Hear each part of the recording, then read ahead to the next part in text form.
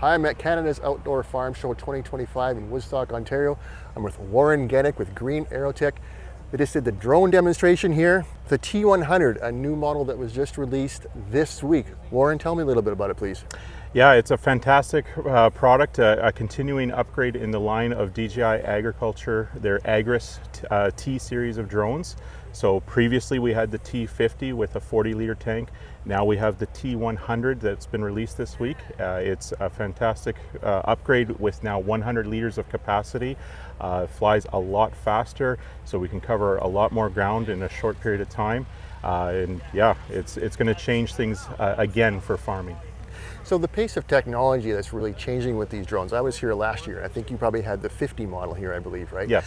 So basically the tank size has increased. I think you said they increased the motor speed and that sort of thing. What else have they changed?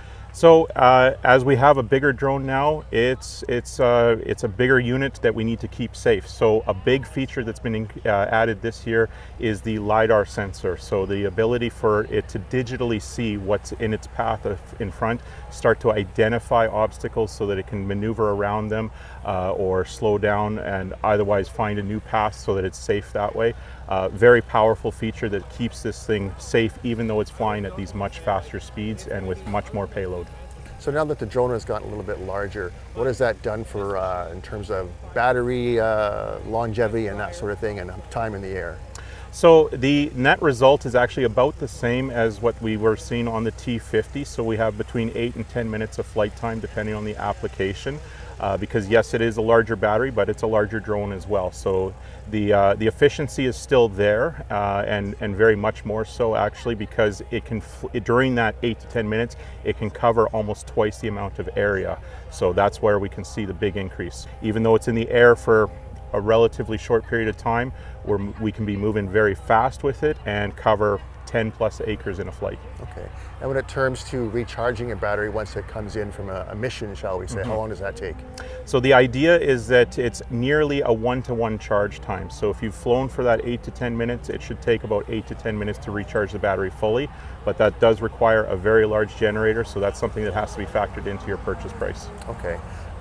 One thing I really noticed today was there's a lot more interest than last year. It seems to be growing exponentially almost. If farmers already have drones in their operation, when should they be considering maybe to upgrade their fleet or the drones that they have, and what kind of service life do you think they really have?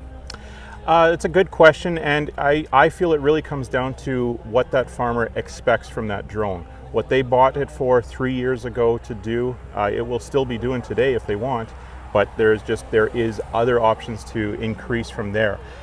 From the maintenance side of things, we have people that are using that drone that they bought over 3 years ago, the T40, but because they've been properly maintaining them and doing that, they're still flying very well, working very functional today, that kind of thing. So it's not necessarily that these have a hard shelf life to them.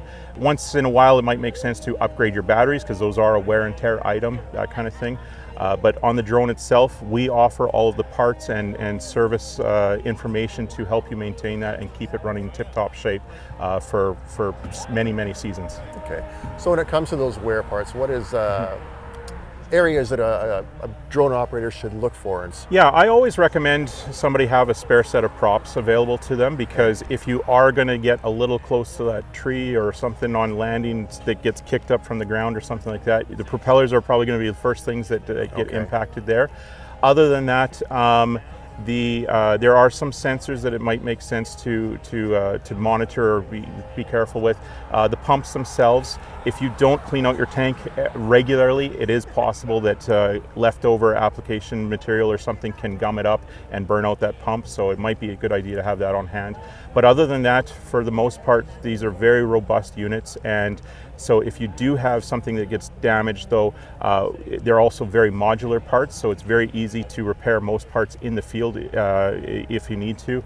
And then we stock a full supply of parts at our warehouse in Sperling, Manitoba. Oh, great. Is there anything you wanted to add I didn't ask you about today? Just that what the excitement that we saw with these drones 3 years ago when they came up to that current generation then, we're seeing that excitement all over again, because it has been another monumental jump in the capacity and the safety technology and the software behind it all. DJI has done a very good job with this system here. We're very impressed with it. We use it on our farm, and we're very happy to be able to support other users across Canada with it. Great. Well, thanks for your time, Warren. Have a great show. Thank you. Okay.